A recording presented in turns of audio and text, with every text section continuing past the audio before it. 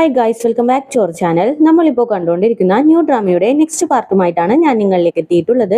വീഡിയോയിലേക്ക് പോകുന്നതിന് മുമ്പായിട്ട് സബ്സ്ക്രൈബ് ചെയ്യാത്ത ഒരുപാട് കൂട്ടുകാരുണ്ട്. അവരെല്ലാവരും ഓടിപ്പോയിട്ടൊന്ന് സബ്സ്ക്രൈബ് ചെയ്ത് കൂടെയുള്ള ബെല്ലൈക്കണും കൂടി എനേബിൾ ചെയ്ത് വെച്ചേക്കുക. കൂടെ തന്നെ വീഡിയോക്ക് ഒരു ലൈക്കും വീഡിയോനെ കുറിച്ചുള്ള അഭിപ്രായങ്ങൾ കമന്റിലൂടെയും അറിയിച്ച് ഞങ്ങളെ സപ്പോർട്ട് ചെയ്യുക. അപ്പോൾ അധികം വെയിറ്റ് ചെയ്യാണ്ട് നമുക്ക് നേരെ എപ്പിസോഡിലേക്ക് പോകാം. അങ്ങനെ ഇപ്പോൾ കട്ട് ചെയ്താല് ലിയോന്റെ ക്ലാസ്സിലുള്ള എല്ലാവരും തന്നെ ഒരു സ്ഥലത്ത് ഗ്യാദർ ആയിട്ടുണ്ട്. അതില് ആൺകുട്ടികള് കുടിച്ചും ഓരോ ഗെയിം കളിച്ചും എൻജോയ് ചെയ്തുകൊണ്ടിരിക്കും. അതിനിടയിൽ ഒരു പയ്യൻ അങ്ങോട്ടേക്ക് വരും. ഇവന്റെ പേര് മോ. എത്രയും പെട്ടെന്ന് ക്ലാസ്സിലെ റെപ്രസെന്റേറ്റീവിനെ സെലക്ട് ചെയ്യണം, അതാ നല്ലത്. അല്ലെങ്കിൽ ദേ ആ ഇരിക്കുന്ന പയ്യന്മാരുണ്ടല്ലോ എന്നെ ഒരു വഴിയാക്കുമെന്ന് പറയും. ഓക്കെ എന്നും പറഞ്ഞിട്ട് എല്ലാവരും തന്നെ വോട്ട് ചെയ്യാനായിട്ട് തുടങ്ങും. ആണുങ്ങളുടെ സൈഡിൽ നിന്ന് ഒരാളും പെണ്ണുങ്ങളുടെ സൈഡിൽ നിന്ന് ഒരാളുമായിട്ട് സെലക്ട് ചെയ്തുകൊണ്ടിരിക്കുകയാണ്. ഈ മോ എന്നുള്ള പയ്യൻ ഒരു പ്ലേ ബോയ് പോലെയാണ്. എത്രയും പെട്ടെന്ന് എല്ലാ പെൺകുട്ടികളെയും കറക്കിയെടുക്കും. അതിനിടയിൽ ഒരു പയ്യൻ അങ്ങോട്ടേക്ക് വരും.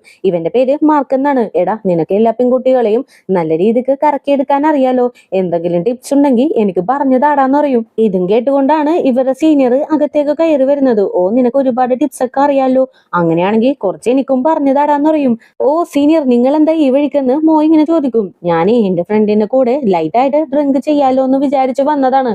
അല്ല, നിനക്ക് പെണ്ണുങ്ങളെ കറക്റ്റ് ചെയ്യാനായിട്ട് ഒരുപാട് ടിപ്സ് അറിയാന്ന് പറഞ്ഞല്ലോ, എനിക്കും കുറച്ച് ടിപ്സ് പറഞ്ഞു താടാ, എനിക്കും അത് ഉപകാരപ്പെടില്ലേന്ന് ഇങ്ങനെ ചോദിക്കും. അപ്പൊ തന്നെ മാർക്കും, എടാ ഞാനേ ഒരുപാട് നാളായിട്ട് ഒരു പെൺകുട്ടിയുടെ പുറകെ നടക്കാണ്. അവൾക്ക് ഒരു ഫേമസ് ആണ്, ഒരു യൂട്യൂബ് ചാനലൊക്കെ റൺ ചെയ്തുകൊണ്ട് പോകുന്നുണ്ട്. ഞാൻ അവൾക്ക് ഒരുപാട് മെസ്സേജസ് ഒക്കെ അയച്ചു, പക്ഷെ ഇതുവരേക്കും ഒരു റിപ്ലൈയും കിട്ടിയിട്ടില്ല. എപ്പോഴും മെസ്സേജ് അയച്ചുകൊണ്ടിരുന്ന എനിക്ക് വല്ല വട്ടാണെന്ന് അവള് വിചാരിക്കില്ലേ, അതിനെന്തെങ്കിലും ചെയ്യാൻ പറ്റുമോ എന്ന് ഇങ്ങനെ ചോദിക്കും. അപ്പൊ തന്നെ സീനിയറും, അയാളുടെ പേര് ഷായ് എന്നാണ്. ഉടനെ തന്നെ അവന്റെ ഫോൺ എടുത്ത് അവളുടെ ഇൻസ്റ്റാഗ്രാം പേജൊക്കെ ഒന്ന് നോക്കി എന്തോ ഒന്ന് ചെയ്യും. ദേ, ഞാനൊരു കോൺവെർസേഷൻ സ്റ്റാർട്ട് ചെയ്ത് വെച്ചിട്ടുണ്ട്, ബാക്കിയുള്ളതെല്ലാം നിന്റെ കയ്യിലാണെന്നും പറഞ്ഞിട്ട് മാർക്കിന്റെ കയ്യിലേക്ക് ഫോൺ കൊടുക്കും. ഷായ് എന്താണ് ചെയ്തു വെച്ചതെന്നൊന്നും മനസ്സിലാവുന്നില്ല. ഉടനെ തന്നെ അവിടെ നിന്ന് റിപ്ലൈ വരും. ഈ മാർക്ക് റൂട്ട് വിട്ടുകൊണ്ടിരിക്കുന്നത് വേറെ ആരുമല്ല, നമ്മുടെ ഫെയ്യാണ്. അങ്ങനെ തന്നെ അല്ല, ആ പെൺകുട്ടി ഏതാണ്, ഫ്രഷർ ആണോ എന്ന് ഇങ്ങനെ ചോദിക്കും. അപ്പൊ തന്നെ മാർക്കും ഫെയ്യിനെ ചൂണ്ടി കാണിച്ചു കൊടുക്കും. ഫെയ്യിനെ കണ്ടെങ്കിലും അടുത്തിരിക്കുന്ന നമ്മുടെ ഹീറോയിന്റെ മേത്താണ് കണ്ണു പോകുന്നത്. ആരാടാ ആ പെണ്ണെന്നും പറഞ്ഞ് അവിടെ നിൽക്കുന്ന ആളുകളുടെ അടുത്ത് ചോദിക്കാനായിട്ട് തുടങ്ങും. അങ്ങനെ ഇപ്പൊ കട്ട് ചെയ്താല് വോട്ടിംഗ് ഒക്കെ കഴിഞ്ഞിട്ടുണ്ട്. ഈ പെൺകുട്ടിയുടെ പേര് ആൻ എന്നാണ്. അങ്ങനെ ആൻ റിസൾട്ട് അനൗൺസ് ചെയ്യും. ബോയ്സിന്റെ സെക്ഷനിൽ നിന്ന് ഏറ്റവും കൂടുതൽ വോട്ട് ലഭിച്ചിട്ടുള്ളത് ബോയ്ക്കാണെന്ന് പറയും. സെക്കൻഡ് മാർക്കിനും. ബോയ്ക്ക് 18 വോട്ടും മാർക്കിന് ഒരു വോട്ടും ലഭിച്ചിട്ടുണ്ടെന്ന് പറയും. അപ്പൊ തന്നെ മാർക്കിന്റെ ഫ്രണ്ട്, എന്താടാ നീ നിനക്ക് തന്നെ വോട്ട് ചെയ്തോന്ന് ഇങ്ങനെ ചോദിക്കും. ആടാ, എനിക്കൊരു ചാൻസ് ഞാനായിട്ട് കൊടുക്കാമെന്ന് വിചാരിച്ചു, അതുകൊണ്ടാ വോട്ട് ചെയ്തേന്നും പറഞ്ഞ് പുള്ളിക്കാരൻ ഒന്ന് ഹാൻഡിൽ ചെയ്യും. അങ്ങനെ ആൻ ഗേൾസിന്റെ റിസൾട്ട് അനൗൺസ് ചെയ്യും. അതില് 3 പെൺകുട്ടികൾ വന്നിട്ടുണ്ട്. തേർഡ് പ്ലേസിലുള്ളത് മായയാണ്. അവൾക്ക് ഒരു വോട്ടാണെന്ന് പറയും. ഇത് കേൾക്കുമ്പോൾ മായക്ക് ഭയങ്കര ഹാപ്പി ആകും. ഹായ്, എനിക്കൊരു വോട്ട്, ആരാണാവോ എനിക്ക് വോട്ട് ചെയ്തേന്ന് ഇങ്ങനെ ചോദിക്കും. അപ്പൊ തന്നെ കൂടെ നിൽക്കുന്ന ഫ്രണ്ടും, നീയല്ലേ അന്ന് ബോയ് ഫ്രണ്ടിനെ കാണാനില്ല എന്നും പറഞ്ഞ് അപ്സെറ്റ് ആയി നടന്നത്, അത് കണ്ടപ്പോ എനിക്ക് സങ്കടം വന്നു, അതുകൊണ്ട് ഞാനാ നിനക്ക് വേണ്ടി വോട്ട് ചെയ്തേന്ന് പറയും. അങ്ങനെ ഫസ്റ്റ് പ്ലേസിലേക്ക് 2 പേര് സെലക്ട് ആയിട്ടുണ്ട്. ഫെയ്യും ലിയോയും 9 വോട്ടില് ടൈ ആയി നിൽക്കുവാണ്. ഇനി എന്ത് ചെയ്യുമെന്ന് ആൻ ഇങ്ങനെ ചോദിക്കും. അപ്പൊ തന്നെ ലിയോ, എനിക്കിങ്ങനെ ക്ലാസ് റെപ്രസെന്റേറ്റീവ് ആയിട്ട് നിന്ന് വലിയ എക്സ്പീരിയൻസ് ഒന്നുമില്ല, അതുകൊണ്ട് ഫെയ് ഈ സ്ഥാനത്തേക്ക് വരുന്നതായിരിക്കും നല്ലതെന്ന് പറയും. അപ്പൊ തന്നെ ഫെയ്യും, അതിന് റപ്പായിട്ട് നിൽക്കാനായിട്ട് എക്സ്പീരിയൻസ് വേണമെന്നൊന്നുമില്ല, കെമിസ്ട്രിയിൽ ഇൻട്രസ്റ്റ് ഉണ്ടായാൽ മാത്രം മതി. ലിയോനാണെങ്കിലോ ഒരു പെർഫ്യൂം മേക്കർ ആവണം എന്നാണ് ആഗ്രഹം. അപ്പോ ലിയോ ആയിരിക്കും പെർഫെക്റ്റ്. കെമിസ്ട്രി എന്ന് പറഞ്ഞാൽ എന്താണ്, നേച്ചറിൽ നിന്ന് പുതിയതായിട്ട് കാര്യങ്ങൾ ഉണ്ടാക്കി എടുക്കുക എന്നല്ലേ. അതേപോലെ ലിയോന്റെ ആഗ്രഹം എന്താണ്, ഒരു പെർഫ്യൂം മേക്കർ ആവുക, പുതിയതായിട്ട് ക്രിയേറ്റ് ചെയ്തെടുക്കുക. അപ്പോ ലിയോനും കെമിസ്ട്രി ഒരുപാട് ഇഷ്ടമാണ്. അപ്പോ നമ്മുടെ പുതിയ റെപ്രസെന്റേറ്റീവ് ലിയോ ആണ്. നാച്ചുറൽ ബ്യൂട്ടിയാണ് നമുക്കിപ്പോ റെപ്രസെന്റേറ്റീവ് ആയിട്ട് വന്നേക്കുന്നെന്ന് ഇങ്ങനെ പറയും. നാച്ചുറൽ ബ്യൂട്ടി എന്നൊക്കെ കേൾക്കുമ്പോൾ ലിയോനാണെങ്കിലോ വല്ലാണ്ട് അപ്സെറ്റ് ആവുന്നുണ്ട്. ഇതെല്ലാം നമ്മുടെ ബോയും നന്നായിട്ട് ശ്രദ്ധിക്കും. അതേ ടൈം ഫെയ് ആണെങ്കിലോ നമ്മുടെ നാച്ചുറൽ ബ്യൂട്ടിക്ക് ആരൊക്കെ വോട്ട് ചെയ്യുമെന്ന് ഇങ്ങനെ ചോദിക്കും. എല്ലാവരും തന്നെ കൈപൊക്കുമെങ്കിലും ബോയ് മാത്രം കൈപൊക്കില്ല. എന്താ ബോയ്, നീ എന്താ വോട്ട് ചെയ്യാത്തേന്ന് ഇങ്ങനെ ചോദിക്കും.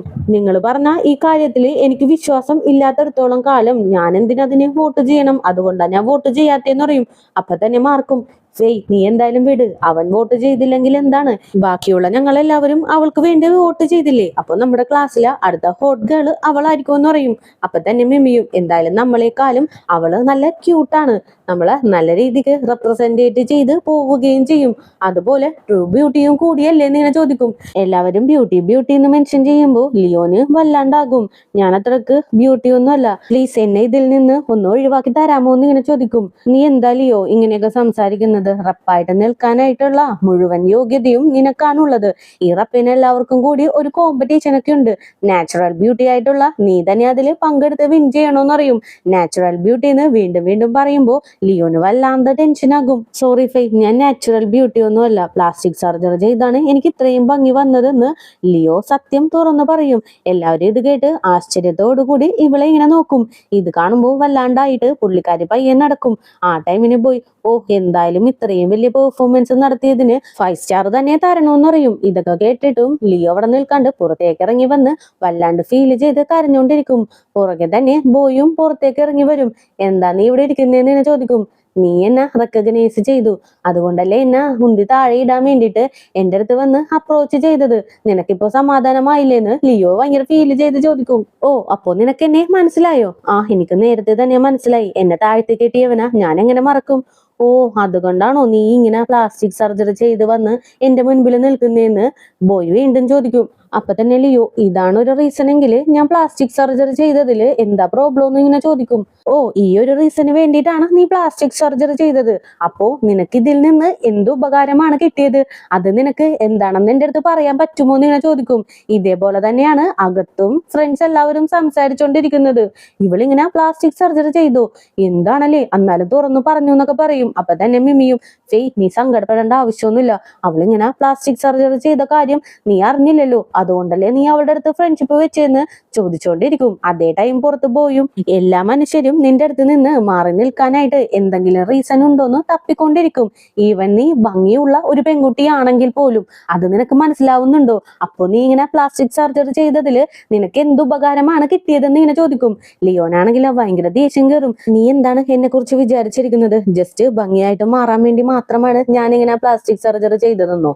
ഞാനിത് ചെയ്തില്ലായിരുന്നെങ്കിൽ മറ്റുള്ളവരെന്നെ ബുള്ളി ചെയ്യാണ്ടിരിക്കുമെന്ന് നിനക്ക് തോന്നുന്നുണ്ടോ എന്ന് ഇങ്ങനെ ചോദിക്കും. അപ്പൊ തന്നെ പോയും പിന്നെ എന്ത് റീസണാണ് നിനക്ക് പറയാനുള്ളേന്ന് ഇങ്ങനെ ചോദിക്കും. കാരണം വേറൊന്നുമല്ല, എനിക്കും മറ്റുള്ളവരെ പോലെ തന്നെ നോർമൽ ലൈഫ് ജീവിക്കണം, പഴയ പോലെ അല്ലാണ്ട് എനിക്കും ഫ്രണ്ട്സിന്റെ കൂടെ ഹാപ്പി ആയിട്ട് എൻജോയ് ചെയ്യണോന്ന് പറയും.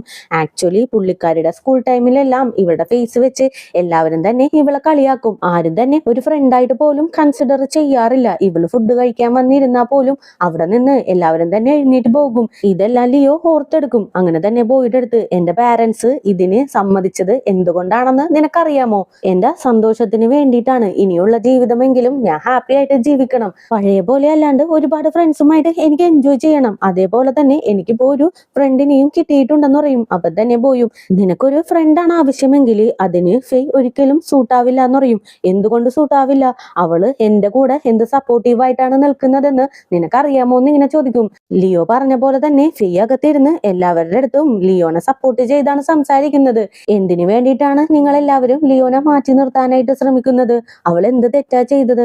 നമ്മുടെ റെപ്പായിട്ടിരിക്കാനുള്ള മുഴുവൻ അർഹതയും അവൾക്കുണ്ടെന്ന് പറയും. അപ്പൊ തന്നെ കൂടെയുള്ള പയ്യനും നീ പറയുന്നതൊക്കെ ഓക്കെ, പക്ഷേ അടുത്ത് തന്നെ ഒരു കോമ്പറ്റീഷൻ വരുന്നുണ്ടല്ലോ, അവിടെയുള്ളവര് ഇവള് നാച്ചുറൽ ബ്യൂട്ടി അല്ല എന്നറിഞ്ഞ പ്രോബ്ലം ആവില്ലേ എന്ന് ഇങ്ങനെ ചോദിക്കും. എന്ത് പ്രോബ്ലം? ബ്യൂട്ടി നാച്ചുറൽ ആയാലെന്താ, ആർട്ടിഫിഷ്യൽ ആയാലെന്താ, ബ്യൂട്ടി ബ്യൂട്ടി തന്നെയല്ലേ. ഞാൻ എന്തായാലും ലിയോന്റെ കൂടെയാണ് നിൽക്കാൻ പോകുന്നതെന്ന് പറയും. ഇത് കേൾക്കുമ്പോ മാർക്കും ഫെയ് നീ പോയിന്റെ മുൻപില് ഒരു ഏഞ്ചലിനെ പോലെയാണ് തോന്നുന്നതെന്നും പറഞ്ഞിട്ട് നൈസായിട്ട് വിറ്റൊക്കെ ഇട്ടോണ്ടിരിക്കും. അതേ ടൈം പുറത്ത് നിൽക്കുന്ന ബോയും എന്താ നീ പറയുന്നത്? ഫെയ് നിന്റെ അടുത്ത് നല്ല രീതിയിൽ പെരുമാറിയെന്നോ? എന്തോ എനിക്കതിൽ വിശ്വാസമൊന്നും വരുന്നില്ല എന്ന് പറയും. ആക്ച്വലി നമ്മുടെ ലിയോ അകത്തേക്ക് കയറുന്നതിന് മുമ്പായിട്ട് ബോയ് ആണല്ലോ കയറിയിട്ടുള്ളത്. ആ ടൈമിന് മിമിയും ഫെയ്യും കൂടി സംസാരിച്ചുകൊണ്ടിരിക്കുകയാണ്. മിമി ആണെങ്കിലോ എന്തായാലും ഇപ്പോ ബോയ് വന്ന് ഇനി പ്രിമ എന്ന് പറഞ്ഞ കുട്ടി മാത്രമേ വരാനുള്ളൂ, ആ പെൺകുട്ടി നല്ല ഭംഗിയൊന്നും ഇല്ലെങ്കിൽ എന്തായാലും ഈ ക്ലാസിന്റെ റപ്പ് നീ ആയിട്ട് മാറുമെന്ന് പറയും. അപ്പൊ തന്നെ ഫെയ്യും എനിക്ക് റപ്പായിട്ടിരിക്കാനായിട്ട് വലിയ താല്പര്യമൊന്നും ഇല്ലാന്നും പറഞ്ഞ് കയ്യിലിരിക്കുന്ന ഫോണിലേക്ക് നോക്കും. അതില് ലിയോ പ്ലാസ്റ്റിക് സർജറി ചെയ്തപ്പോഴുള്ള ഫോട്ടോസ് ആണ് മുഴുവനായിട്ടും ഉള്ളത്. ഇതാണെങ്കിലും ബോയ് ശ്രദ്ധിക്കുകയും ചെയ്യും. അതിനുശേഷമാണ് ലിയോ അകത്തേക്ക് കയറി വരുന്നതും. ഇവളെ കാണുമ്പോ തന്നെ നമ്മുടെ ബോയ് ആണ് പ്രേമ എന്ന് പറഞ്ഞ് വിളിക്കുന്നത്. അങ്ങനെ അവളെ അടുത്തേക്ക് വിളിക്കാനായിട്ട് പോകുന്ന ടൈമിന് ബോയുടെ കൈ തട്ടി എന്തോ നിലത്തേക്ക് വീഴും. അതെടുക്കാനായിട്ട് കുനിയുന്ന ടൈമിനാണ് ഫെയ്യോടി ലിയോന്റെ അടുത്തേക്ക് വരുന്നത്. അതുമല്ലാണ്ട് ഒരുപാട് തവണ നാച്ചുറൽ ബ്യൂട്ടി ബ്യൂട്ടി എന്നും പറഞ്ഞ് ലിയോന മെൻഷനും ചെയ്യും. പിന്നീട് ക്ലാസ് കഴിഞ്ഞതിന് ശേഷം ബോയ് ലിയോന്റെ അടുത്തേക്ക് വരുമ്പോ വേണോന്ന് വെച്ചാണ് ഫെയ് അവളെയും കൂട്ടി പുറത്തേക്ക് ഓടിയത്. അതിനുശേഷം ഇപ്പൊ ഇവിടെ ഈ പാർട്ടി നടക്കുന്ന ടൈമിന് പോലും ഭംഗിയായിട്ട് ജനിച്ചാൽ മാത്രം പോരാ, ഞാനിവിടെ പഠിക്കാനായിട്ടാ വന്നതെന്നും കൂടി പുള്ളിക്കാരി പെട്ടെന്ന് പറഞ്ഞു പോയിട്ടുണ്ട്. ഇതെല്ലാം പോയി നല്ല രീതിക്ക് ശ്രദ്ധിക്കും. ഹീറോയിൻ പുറത്തേക്ക് പോകുന്ന ടൈമിന് അവാർഡ് കൊടുക്കേണ്ട പെർഫോമൻസ് ആണ് ഇവിടെ നടത്തിയതെന്ന് പറഞ്ഞിട്ടുണ്ടാവില്ലേ, അത് ആക്ച്വലി ഫെയിനെ നോക്കിയാണ് ബോയ് പറഞ്ഞിട്ടുള്ളത്. അങ്ങനെ ഈ കാര്യങ്ങളെല്ലാം ചോദിക്കാനായിട്ട് ബോയ് ഫെയുടെ അടുത്തേക്ക് ചെല്ലും. ഇത് കണ്ട് മാർക്ക് ഇടക്ക് കയറി വരും. അവളല്ലേ സത്യങ്ങളെല്ലാം പറഞ്ഞത്, അപ്പോ സത്യങ്ങളെല്ലാം നിനക്ക് അവളുടെ അടുത്ത് ചോദിച്ചാ പോരെ, എന്തിനാ നീ ഫെയുടെ അടുത്തേക്ക് വരുന്നതെന്ന് ഇങ്ങനെ ചോദിക്കും.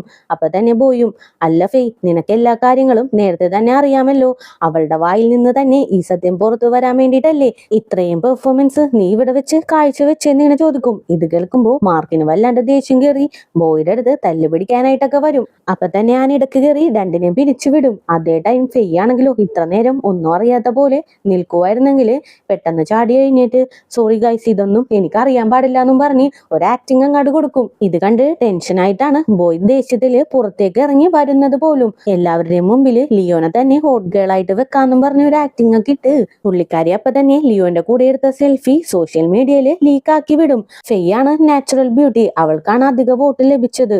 ലിയോ ഫേക്ക് ആണ്, പ്ലാസ്റ്റിക് സർജറി ചെയ്ത പെൺകുട്ടിയാണ്, പ്ലാസ്റ്റിക് എന്നും പ്ലാസ്റ്റിക് ആണെന്നും പറഞ്ഞിട്ട് ലിയോ പ്ലാസ്റ്റിക് സർജറി ചെയ്ത കാര്യം സോഷ്യൽ മീഡിയയില് ലീക്ക് ആക്കി വിടും. അതേ ടൈം പുറത്ത് ലിയോ എല്ലാ കാര്യങ്ങളും കേട്ടതിന് ശേഷം ഇപ്പൊ എനിക്ക് മനസ്സിലായി, നീ ഇനിയും എന്റെ ലൈഫ് നശിപ്പിക്കാണ്ട് വിടില്ലല്ലേ, എന്തിനാ എന്റെ പുറകെ നടന്ന് എന്നെ ടോർച്ചർ ചെയ്യുന്നേന്ന് ഇങ്ങനെ ചോദിക്കും. ഇത് കേൾക്കുമ്പോ ബോയ്ക്കൊന്നും മനസ്സിലാവില്ല. എന്താ നീ പറഞ്ഞു വരുന്നേന്ന് ഇങ്ങനെ ചോദിക്കും. നീ ഇപ്പോഴും എന്നെ ഡൗൺ ആയിട്ടാണ് കാണുന്നത്, ഞാൻ പോവാണെന്ന് പറഞ്ഞ് തിരിഞ്ഞു നടക്കും. അപ്പൊ തന്നെ ബോയ് ലിയോന്റെ കയ്യിലേക്ക് കയറി പിടിക്കും. നീ എന്തൊക്കെയായി പറഞ്ഞു വരുന്നത്, എനിക്കൊന്നും മനസ്സിലാവുന്നില്ല, നിനക്ക് ഇപ്പോഴും എന്റെ ക്യാരക്ടർ എന്താണെന്ന് മനസ്സിലായില്ലേ എന്ന് ഇങ്ങനെ ചോദിച്ചോണ്ടിരിക്കും. പെട്ടെന്ന് ഒരു കൈ വന്ന് ബോയുടെ കയ്യിലേക്ക് പിടിക്കും. വേറെ ആരുമല്ല, അത് ഷായ ആയിരിക്കും. പോകാൻ നിൽക്കുന്ന പെൺകുട്ടീനെ വിടുന്നതല്ലേ നിനക്ക് നല്ലതെന്ന് ഇങ്ങനെ ബോയുടെ അടുത്ത് ചോദിക്കും. ഇത് കേട്ടിട്ട് ലിയോന് പോലും ഒന്നും മനസ്സിലാവുന്നില്ല, എന്താ ഇവിടെ നടക്കുന്നതെന്നുള്ള രീതിയിൽ ഭയങ്കര ഷോക്കായിട്ട് നോക്കിക്കൊണ്ട് നിൽക്കും. എന്തായാലും ഇതോടുകൂടി തന്നെ ഇന്നത്തെ പാർട്ടും കൂടി ഞാൻ അവസാനിപ്പിക്കുകയാണ്. നെക്സ്റ്റ് പാർട്ടുമായിട്ട് എത്രയും പെട്ടെന്ന് തന്നെ വരുന്നതായിരിക്കും. അപ്പോൾ പുതിയ കൂട്ടുകാരെങ്കിലും നമ്മുടെ ഈ ചാനൽ വിസിറ്റ് ചെയ്തിട്ടുണ്ടെങ്കിൽ സബ്സ്ക്രൈബ് ചെയ്ത് കൂടെയുള്ള ബെല്ലൈക്കണും കൂടി എനേബിൾ ചെയ്ത് വെച്ചേക്കുക. കൂടെ തന്നെ വീഡിയോക്ക് ഒരു ലൈക്കും വീഡിയോനെ കുറിച്ചുള്ള അഭിപ്രായങ്ങൾ കമന്റിലൂടെയും അറിയിച്ച് ഞങ്ങളെ സപ്പോർട്ട് ചെയ്യുക. അപ്പോൾ നെക്സ്റ്റ് പാർട്ടുമായിട്ട് വരുന്നവരേക്കും tata bye bye, see U.